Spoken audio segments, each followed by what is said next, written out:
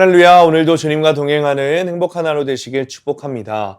큐티 본문은 로마서 5장 1절에서 11절입니다. 오늘 큐티는 하나님과 화평을 누리자라는 제목으로 칭의에 관한 묵상입니다. 말씀 질문입니다.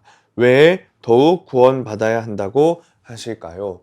바울은 예수 그리스도를 믿는 자가 그 믿음으로 말미암아 하나님과 화평을 누린다고 했습니다. 1절입니다. 그러므로 우리가 믿음으로 의롭다 하심을 받았으니 우리 주 예수 그리스도로 말미암아 하나님과 화평을 누리자. 그리스도인이 화평을 누리는 이유는 예수님이 그의 죄를 사해 주셨기 때문이죠.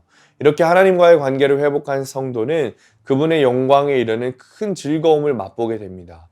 또한 그 환난 중에도 즐거워할 수 있는데 이것은 인내와 연단의 과정을 거쳐 소망을 이루기 때문이라고 합니다. 환난 중에도 믿음으로 하나님을 소망하는 자에게 성령 하나님은 넘치는 사랑을 부어주셔서 그의 소망을 부끄럽지 않게 하십니다. 그리스도의 죽음은 죄인인 우리를 향한 하나님의 결정적인 사랑의 증거죠. 사람들은 죄인을 비난하고 정죄할 뿐이지 그를 위해 대신 죽지는 않아요. 그러나 예수님은 경건하지 않은 자, 죄인, 원수로 불리는 우리를 위해서 죽으심으로 말미암아 우리에 대한 하나님의 사랑을 확증하셨습니다. 이런 하나님의 사랑을 깨달은 사람은 자기 죄와 연약함 때문에 절망하지 않아요. 이 은혜를 믿으면, 십자가 은혜를 믿으면 힘든 가운데서도 오히려 감사하고 절망 가운데 빠진 지체를 오히려 살리는 자가 되는 거죠. 바울은 하나님의 사랑을 근거로 성도의 구원의 확실성을 강조합니다. 누구나 예수 믿으면 그 즉시 구원받는다는 거예요.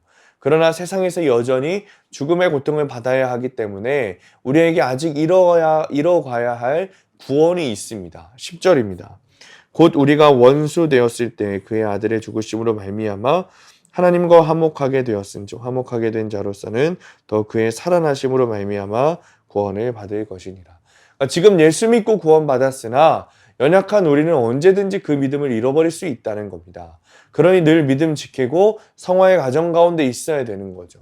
그리고 구원은 예수님의 재림으로 완성돼요. 따라서 성도는 이미 구원받은 사실에 감사하고 기뻐하되 구원에 자만하지 말아야 돼요. 완전한 구원에 이르기까지 더 말씀 안에 거해야 되는 거예요.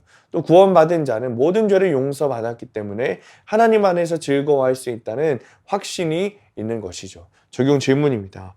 나는 주 안에서 바라는 소망을 이루고자 인내와 연단의 과정을 잘 통과하고 있습니까? 나는 지금 무엇 때문에 즐거워합니까? 그 즐거움은 구원과 관련이 있습니까?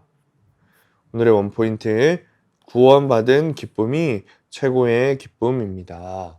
하나님이 주신 소망을 이루고자 인내와 연단의 과정을 잘 통과해야 돼요. 그것이 우리의 힘인가 사람의 힘인가 알아야 됩니다. 늘 주님의 힘으로 화평해야 합니다, 여러분. 그리고 주님께서 우리에게 연단의 과정을 주시는 이유가 구원이라는 거예요. 구원받은 기쁨이 최고의 기쁨이라는 것을 알아야 합니다.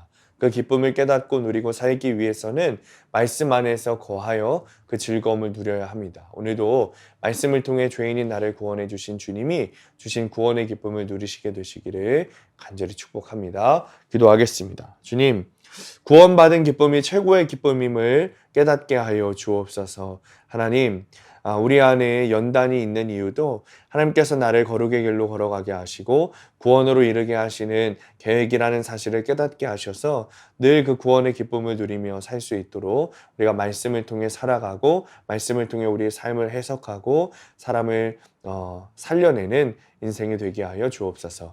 예수님의 이름으로 기도합니다. 아멘.